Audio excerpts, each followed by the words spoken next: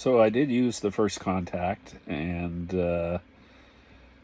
ran into a bit of a problem. I ended up putting the polymer on too thin, and when I tried to peel it off, not all of it came off. Some of it came off in chunks and left more there.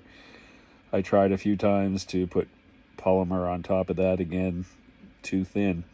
I did contact technical support at First Contact. They're fantastic, by the way. And they gave me some hints and tricks on how to do it properly. I know it's painful, but read the instructions or watch a good video on exactly how they did it, and you won't have the same problem I had. Anyway, I'm going to apply it again the way they told me to do it, and the way the video showed it that I should have looked at in the first place, and I'll let you know how it goes.